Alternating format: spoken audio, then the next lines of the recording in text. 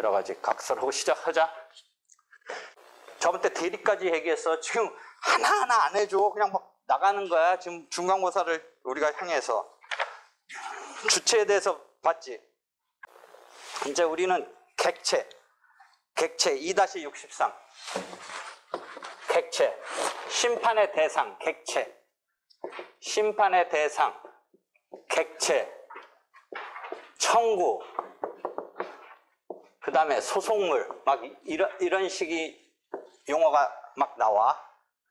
그래서 갑과 을 사이에 이 청구. 보통은 하나의 청구지. 청구야, 하나의 청구. 대여금 청구. 그지? 근데 대여금도 잘 생각하면 3건 별개 대여금이 있을 수 있잖아. 총 금액은 그냥 나갈 수 있지만 실은 3개로 대여계약이 있을 수 있는 뭐 이런 거. 하여튼 대여금 청구. 이런 거 하나를 놓고 싸우는 거가 제일 일반적이지. 이때 이 대여금 청구. 민법 598조 실제법에서의 소비대차의 효과로서 대여금 반환 청구, 동종, 동질, 동량으로 소비대차라는 계약이 체결되면 낙성 현무계약으로 빌려주고 이자가 없는 게 원칙이야. 요새 배우고 있어? 채권법 강론 거기까지 들어갔어? 아직?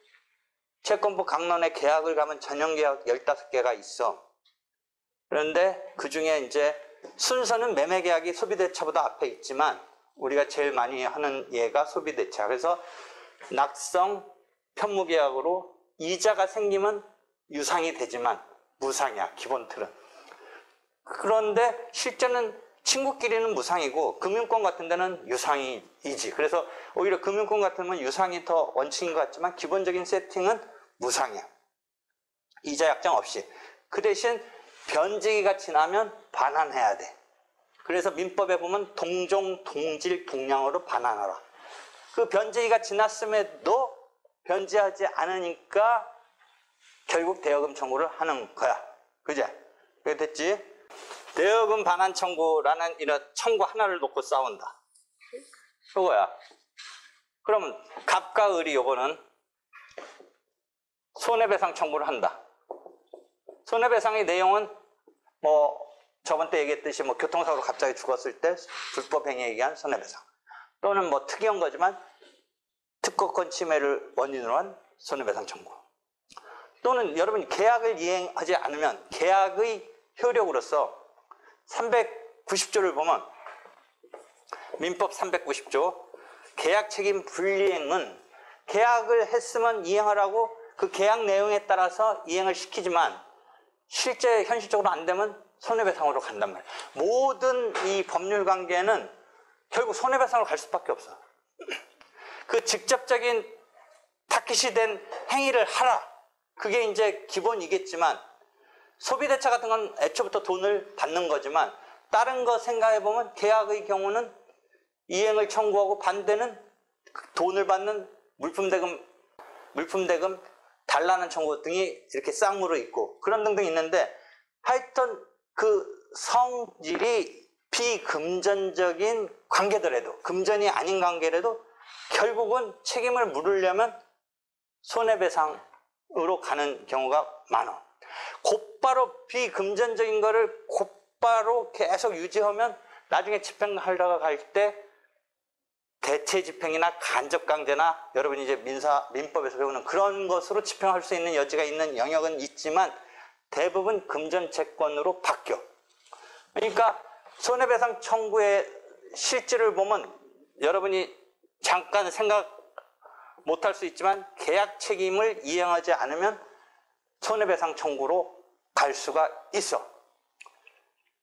그러니까 390조에 계약 책임 불이행으로 인한 손해배상 청구가 하나 있는데 한편 750조에 아주 전형적인 불법행위에 의한 손해배상 청구가 있어.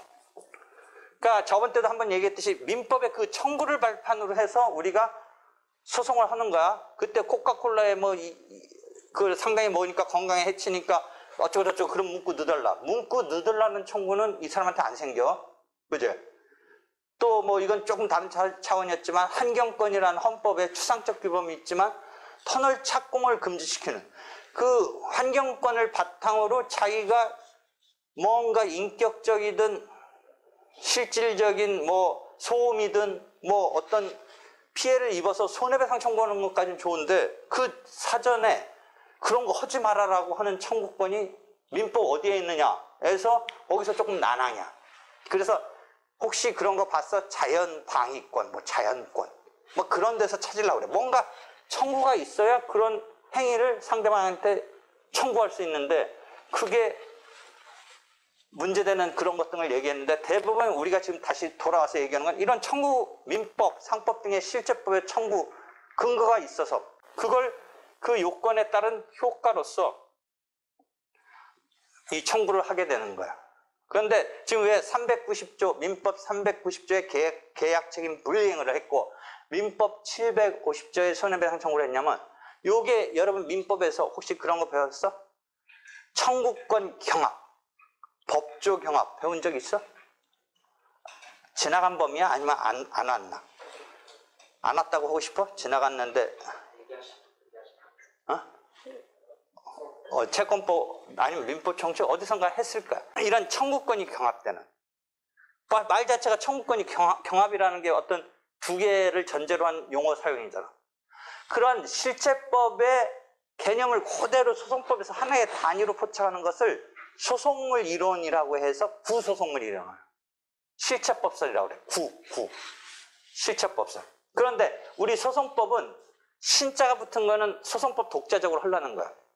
나도 계속 민법 얘기는 하지만 결과적으로 소송법에서 민법의 법률행위를 갖다가 우리가 소송행위라는 개념을 쓰고 민법의 권리능력을 갖다가 소송에서 당사자 능력이라는 개념을 쓰고 민법에서 청구를 그대로 하나의 단위로 받아들이고 이러는 흐름이 일반적인 거고 실무적인 형태인데 그 소송물 이론에서 되게 이제 추상적인 이론 등이 막 나와서 막 공부해봤자 하기가 싫은 이런 영역이 있는데 하여튼 새로운 소송물의 입장이라는 신자를 붙여서 그걸 하나의 사건 단위로 청구라는 그 경합이 이 소송에 와서 하나의 심판의 대상으로 포착하는 게 신소송물 이론이야. 그러면 어떤 차이가 있는지 잘 봐.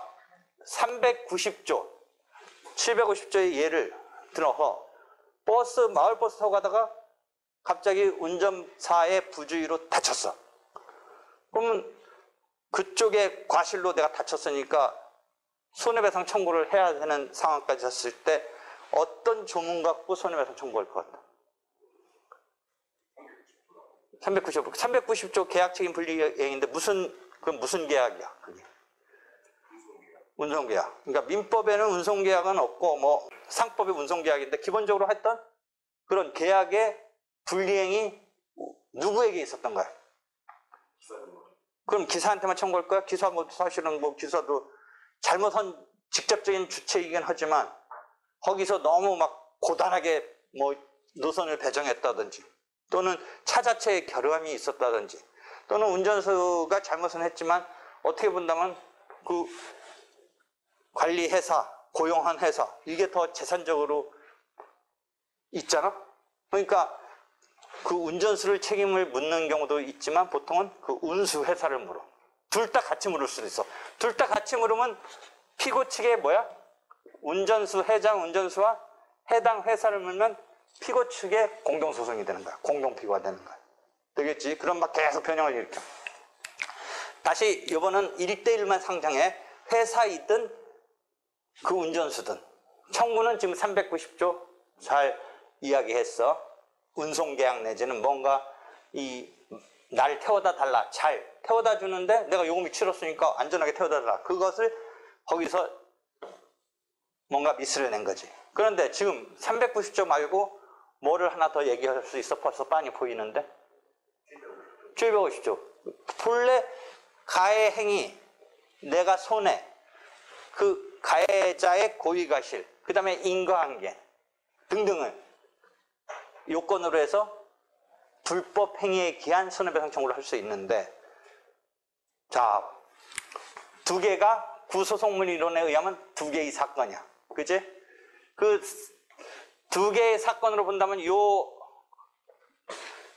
당사자 사이에 이런 식의 두 건이 걸려 있으면 요거를 청구의 병합이라고 불러. 청구의 병합. 200 청구의 병합. 이건 2학기에 배우는 거야. 복잡소송이라고 하는. 복잡소송이라는 거는 다수 당사자, 여러 명의 당사자 나오는 거. 그 이전에 동일 당사자 사이에 복잡한 소송. 이런 게 등장하는 경우로서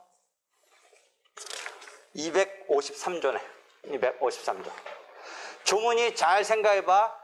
저번 때부터 조문 가르치려는데 제 1분지 1편인지가 쭉 전개되다가 어디 가서 2분지 2편인지 248조에서 시작해요. 1부 내지 1부야 1편이라고 부르나 하여튼 그게 총칙적인 게 쭉 247조까지 연결이 돼. 247조까지 연결되면서 그 247조의 제일 가차원 조문 하나 우리가 살펴본 게 뭐가 있었어? 그 마지막 가서 총칙에 238조에 소송 대리인이 있었을 때는 절차 중단하지 않고 예외다. 뭐 이런 조문까지 막 언검해서 가본 적이 있어 우리가. 그지? 그리고 이 부라는 용어를 쓰니 이 편이라는 용어를 쓰니 그 정확히 조문에 이 부라는 말을 쓰니 편이라는 말을 쓰니 편. 이 편의 초점은이 248조야. 다시 이제 1심 소송 절차라고 해서 소장이라는 서면을 내면서 소제기를 해야 한다가 248조고 249조는 저번 때 봤잖아. 소장의 조문에는 기재사항이라고 하지만 교과서적으로 필수적 기재사항. 이거 보는 거야. 248조, 249조, 250조가 소의 이익이야. 251조도 소의 이익에 관한 거야. 50조, 51조, 52조. 정기금 판결에 대한 변경해소 등. 그 다음에 253조가 이 객관적 병합이 나오는 거야. 자, 조문 막 그렇게 돌아다니는 거야. 쭉 그것을 자기가 쭉 흡수해야 돼. 조문을. 그냥 나와야 되는 거야. 어느 순간에 이게 익숙하게. 조문이 찾기가 되게 어려워. 그러니까 내가 조문 교과서 혼자 읽어서는 이게 안 되는 거야. 트레이닝이. 그러니까 나랑 같이 이렇게 조문에 추상화된 것을 조금 지금 말도 안 되는 웃기는 얘기 내지는 뭐 이상한 시시콜콜하게 하면서 끌고 가는 게 자꾸 이미지를 그대로 받아들이게 하려는 거야. 그래서 253조에 청구의 병합이 나와. 그러니까 이게 청구 막 이런 단계 얘기를 1심의 소송 절차라고 하면서 막 펼쳐나가는 거야, 지금. 그지? 총칙 거 다 빼버리고. 다시, 이제. 그러니까 조문이 참 어려워. 총칙, 그게 민법에서도 판테테식이라고 해서 총칙이 딱 나와버리고 하니까. 근데 이 절차 보면 더 황당하지. 막 엉켜붙은.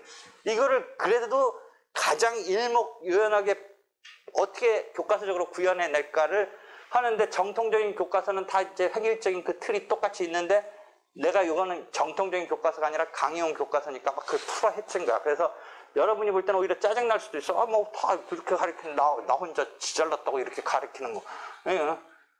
이게 짜증날 수도 있어. 근데 내 나름대로는 다 풀어 헤친 거야, 지금 다시. 응? 그런 내 의도를 알아봐봐. 보통 교과서의 순서를 기본적으로 그 순서인데 내가 조금 거기다 재분해를 한 거야. 내 책은 지금. 저번 때 대리 속에 법정 대리 소송은 그냥 싹 한꺼번에 안 하고 왜 나눠놨어? 소송 대리는 일반적인 당사자의 제3자의 서포팅하기 위한 존재. 근데 법정 대리는 누구의 서포팅 존재야? 본인이 무능력자일 때. 그러니까 소송 무능력에다 갖다 붙이고 여러분한테는 그 뒤에 나오니까 잘 연결해서 봐라. 소송 대리와 법정 대리의 동일, 이동, 차이 이런 거를 하나의 카테고리에서 설명하면 조금 더 쉽게 포착할 수 있지만 지금 내 책은 적어도 그런 취지에서 뒤로 가 있다. 이렇게 앞으로 있고 뒤에 있다. 그 얘기를 한 거야.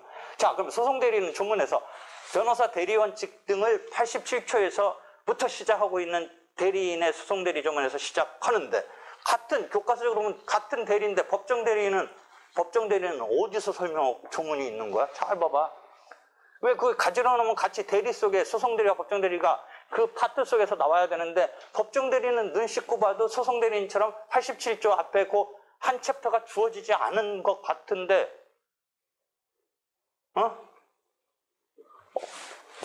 어디에 있는 것 같아 법정 대리는? 왜 다른 교과서처럼 하나의 파트 속에서 일목요연하게 하려면 뭔가 조문도 좀 어디에 집중적으로 있어야 될 것 같은데 소송대리는 집중적으로 딱 있잖아. 80조. 법정대리는 어디 가서 어떻게 있는 거죠? 자, 법정대리 조문은 왜 독립적으로 이렇게 딱 두드러지게 없는 거야? 내가 조금씩 얘기한 데서 딱 힌트를 찾아봐. 법정대리는 왜 어디에 가 있는 거야? 잘 봐봐. 저번에 하나 뭐 가르쳐줬어? 55조. 당사자가 무능력자면 반드시 소송법에서는 어떻다? 소송 능력이라는 개념에서 얘기했잖아. 일단 무효인 거다. 누구를 통해서 했었어야 된다? 법정대리인을 통해서 했었어야 된다가 55조인가 이런 데서 얘기해줬지. 자, 55조가 속해 있는 그 법정대리라는 뭐 그런 얘기가 나오는 그 파트의 항목의 제목은 뭐야? 51조에서 시작하는 뭐야? 당사자잖아, 당사자. 그제? 자, 그럼 법정대리인은 뭐야? 당사자를 백업해주는 존재지. 무능력자일 때, 소송무능. 그지? 그렇잖아. 소송대리인은 꼭 당사자 무능력자이냐고 상관없어. 그 대신 우리는 강제까지는 안 한다고 그랬지. 변호사 강제주의는 아니라고 그랬지. 그냥 대리 원칙. 본인이 능력자라도 본인 능력자만 할 수 있는 거니까.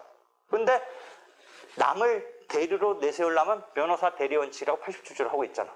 그러니까 87조에 소송대리라는 것은 특별한 하나의 항목으로 쭉 조문을 배치하고 있는 거잖아. 근데 법정 대리는 막 뭔가 없어. 독립적인 뭐가 없어. 어디에 막 그냥 잠깐 나와.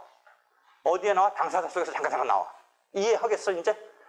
그러니까 그걸 갖다 당사자의 입장에서 등장하는 조문과 소송대리인 조문을 나는 오히려 그러니까 아예 동등하게 이렇게 배치하지 않고 그 필요에 따라서 등장하는 거기다 배치를 한 거야. 즉 소송 능력 다음에 배치한 거야. 법정대리. 그 대신 여러분은 일반적 교과서는 그냥 대리라고 해서 두 개를 딱 이렇게 해서 나란히 양립하는데 내가 왜 그렇게 했는지를 아까 말한 또 이게 체계가 좀 틀려서 여러분이 약간 엉망진창 막 가뜩이나 수업도 엉망진창인데 교과서도 뭐 엉망진창 진짜 잘한 것도 없는데 잘난 척 썼느냐 라고 생각하지 말라는 거지. 나도 나름의 고심 그때 나간 거야. 그 취지를 얘기하면 긍정돼?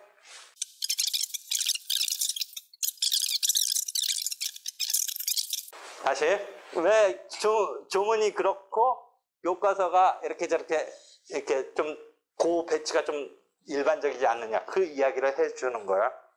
다시 253조 청구의 병합 내지는 소의 병합.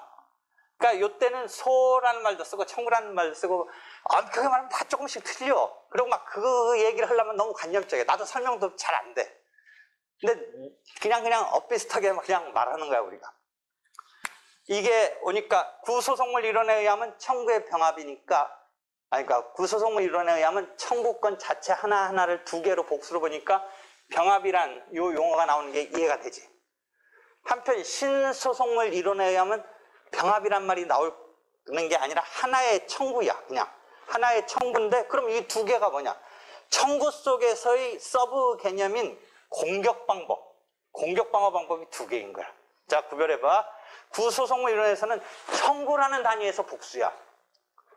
신소송물 이론에서는 청구는 하나야. 그냥 손해배상을 받고자 하는 그 원고의 지위를 그대로 소송법 독자적으로 하나의 심판 대상으로 삼어.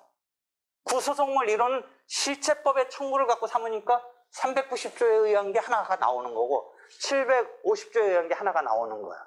근데 신소송물 이론은 우리 소송법 독자적에서 결국 너 손해배상이라는 일정한 금액을 받는 거면 되는 거지. 뭐 그게 750냐 390냐는 이거 우리 소송법에서는 아니다. 그것까지는 그건 공격 방법이다. 그래서 공격 방어 방법, 피고의 입장에서 방어 방법, 공격 방어 방법에 불과하다. 다시 정리해봐. 구소송물 이론에서는 청구가 병합된 거다. 신소송물 이론에서는 청구는 그 자체는 하나인 거다. 됐지?